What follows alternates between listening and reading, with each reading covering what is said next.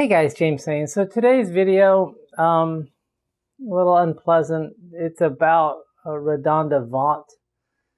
It's about a nurse in Tennessee, Vanderbilt Hospital. She made a medication error and a patient died, and she had criminal charges brought against her. This is about that RN who was just convicted on 2 charges from a 2017 death of a patient. She was convicted of reckless homicide and impaired adult abuse. She was meaning to inject an anxiolytic, a benzodiazepine, Versed, and she mistakenly injected vecuronium, which is a paralyzing agent, and this killed the patient. Now, Vaught, she did report to the hospital the medication error.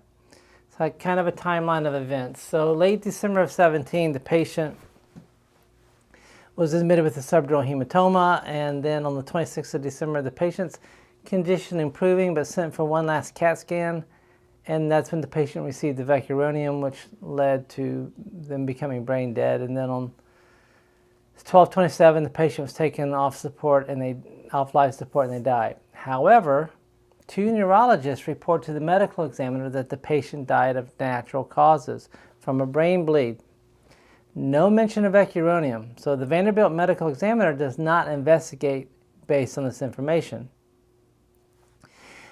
In January of 2018, Vanderbilt hospitals, they take actions to obscure fatal medication error.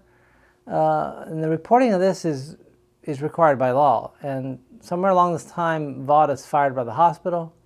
In early 2018, Vanderbilt negotiates an out-of-court settlement with the patient's family that requires them to not speak publicly about the death or about the medication error. And at some point, Radonda Vaught, she loses her nursing license. Now, on October 3rd, 2018, an anonymous tipster alerts state and federal health officials about an unreported medical error.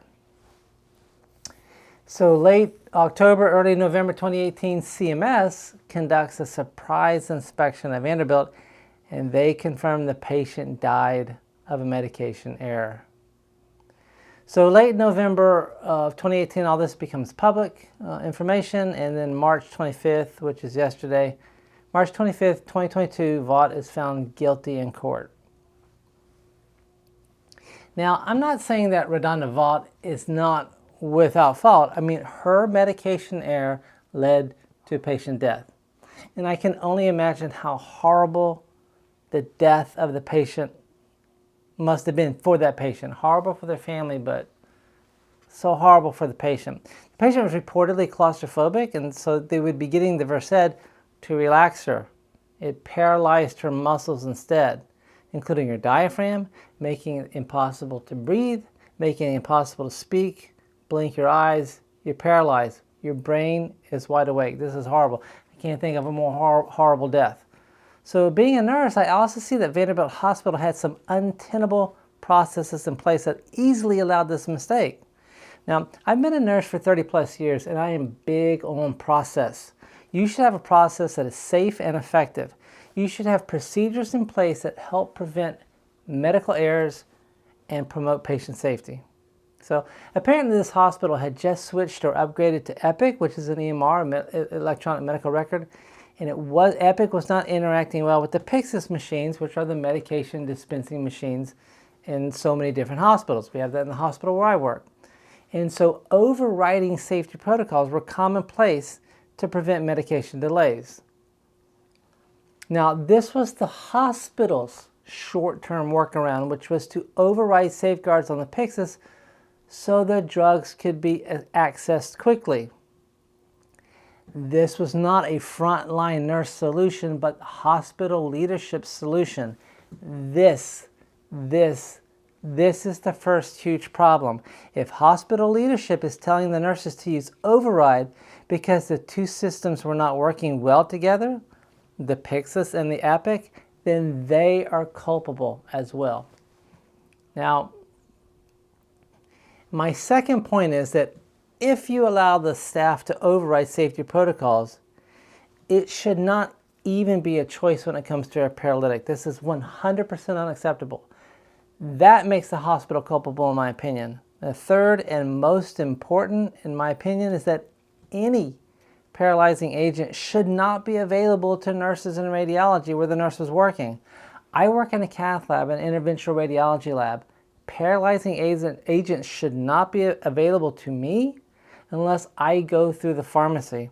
I mean, perhaps you could have it available in an emergency anesthesia kit that's in your Pyxis, but certainly for not routine use. You should have to jump through multiple hoops to get to a paralyzing agent.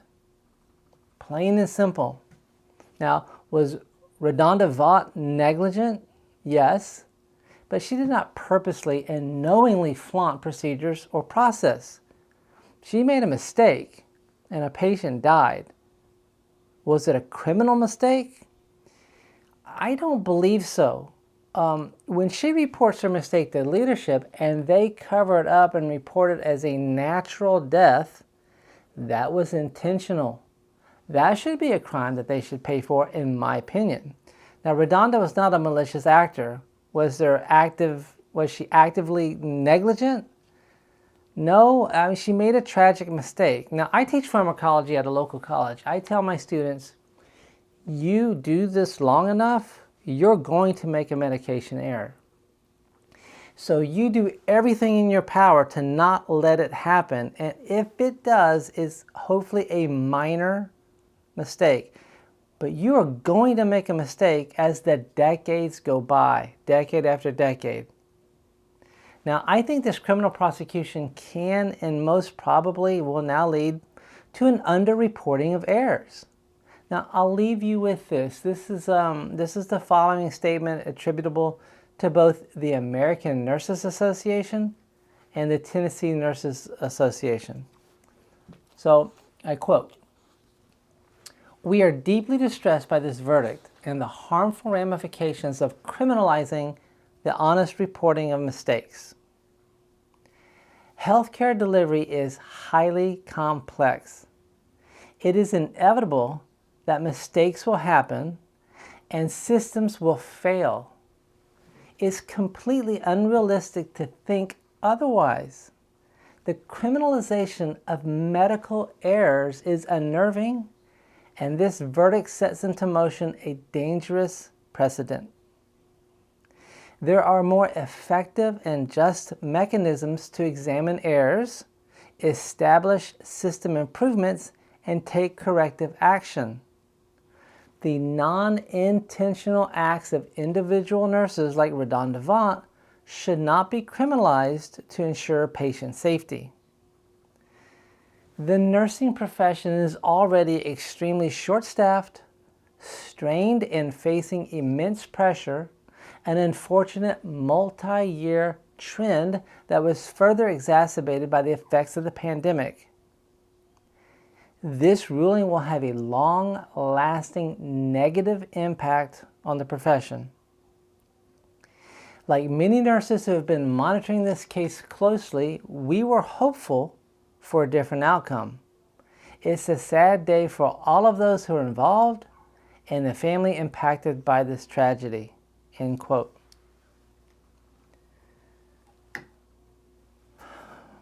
All right, that's all I have for today. If you liked the video, hit the thumbs up. It would help my channel.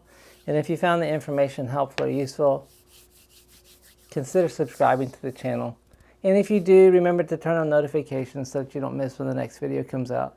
All right, guys, thanks so much. We'll see you in the next video.